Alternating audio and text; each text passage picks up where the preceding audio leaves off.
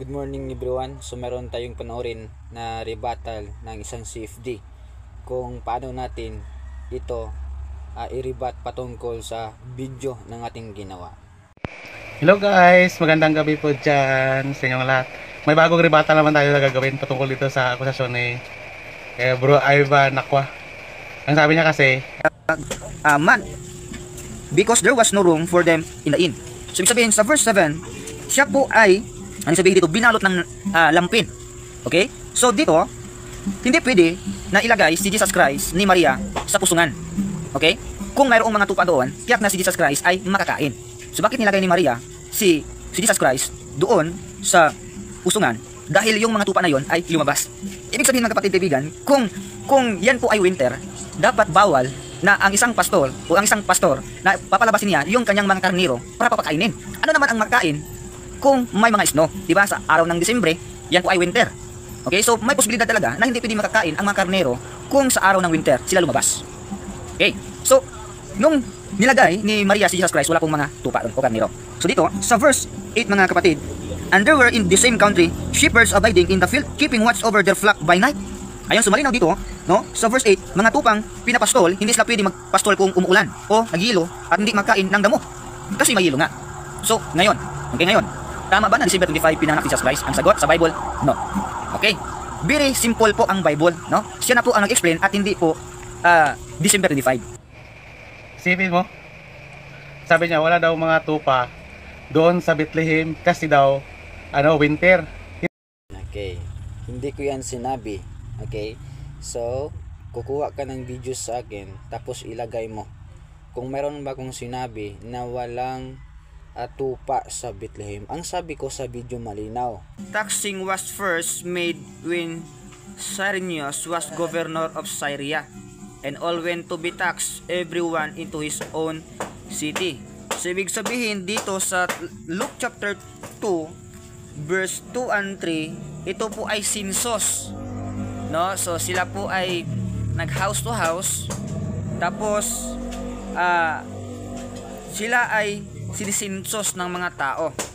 At dito sa verse 6 and 7, and so it was that while they were there, the days were accomplished that he should be delivered.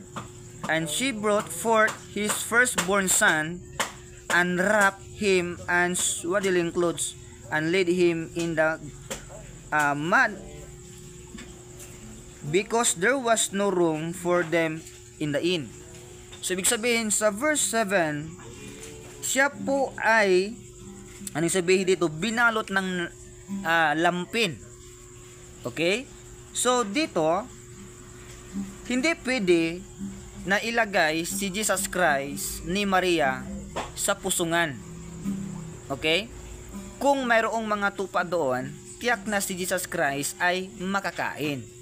So bakit nilagay ni Maria si Jesus Christ doon sa pusungan? Dahil yung mga tupa na yon ay lumabas. Kapatid, na yun ang binanggit ko sa talata na walang tupa doon sa loob ng pusungan. So, yun siya po ay nag-invento ng video para pagmukha ng parang totoo sila. Pero malinaw sa video nasa tupa, no, specifically. So mali siya. Hindi pala alam ni Ivan na kahit winter may mga pastol, may mga tupa.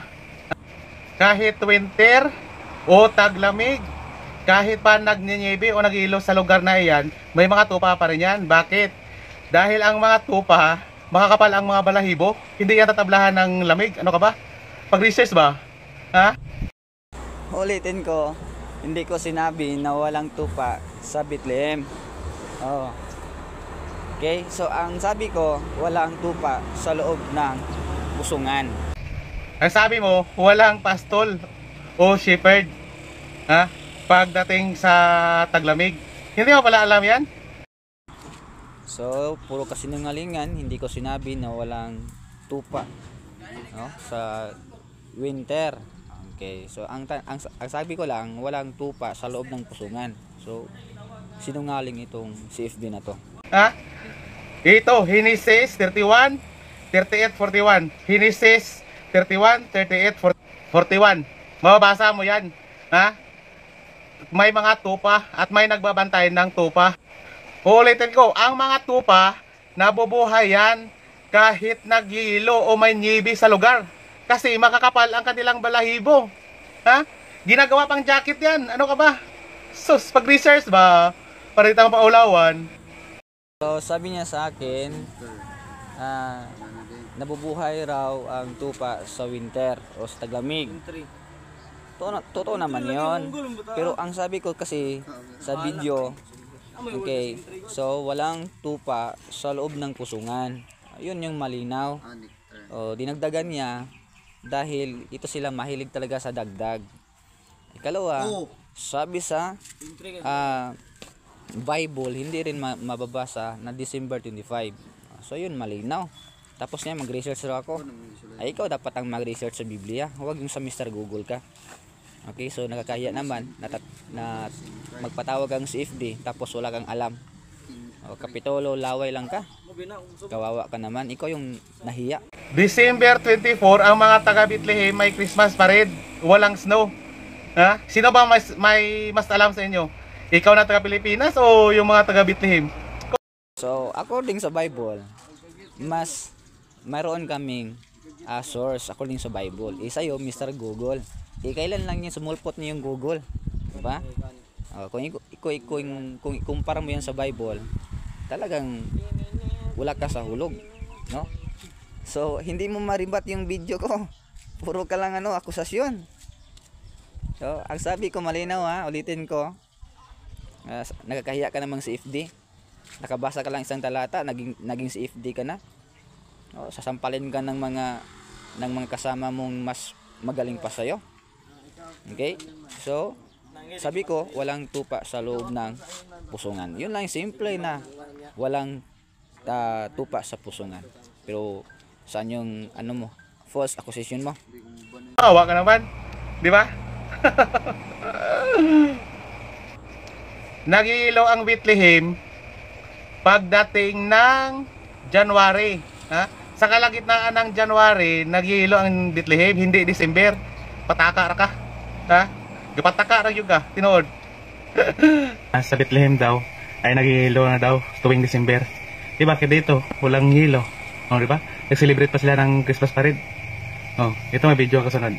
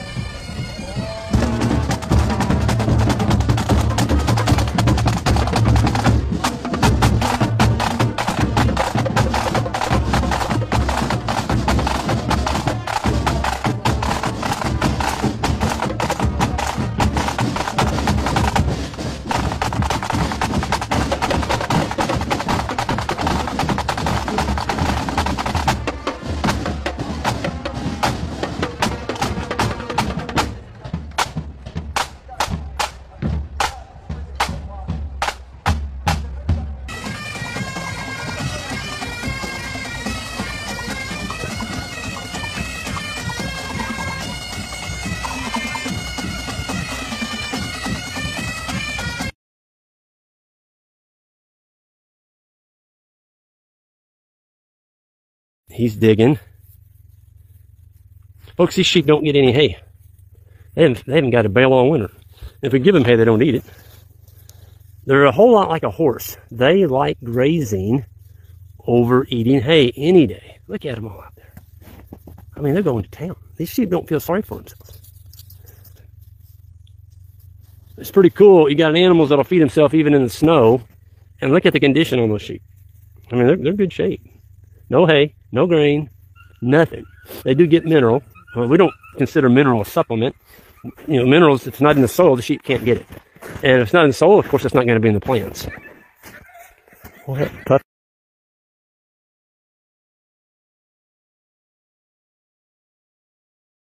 So nakita natin ang video, full video ng safety, kapatid. So hindi talaga niya nagiba yung ating stand, no? Ang ating niribat sa kanya, wala eh. Unang-una sabi niya, sinabi ko raw na walang tupa sa winter o walang tupa sa Bethlehem. Eh hindi ko naman sinabi yun. Malinaw na ang sabi ko, walang tupa sa loob ng pusungan. Yan ang simpleng tanong, no? Na hindi masasagot ni CFD. So December 25 invented 330 AD. January 6 pa nga na pizza. Yan po ay sa pagano. Tapos iniba nila, naging December 25 na lang. So hindi talaga magigiba, mga kapatid. Si Hippolytus in Rome, December 25. Tapos naging John's Chrysostom 349. Okay, so yun, no, malinaw mga kapatid na invento at hindi niya nagiba ang ating mga video, no? So false accusation ang ginawa ng isang CFD na wala namang katotohanan. So yun, no, malinaw. Hindi nagiba ang ating video, hindi December 25. Yan po ay kasinungalingan. Mayroon nga nagsasabi na tradisyon yan eh.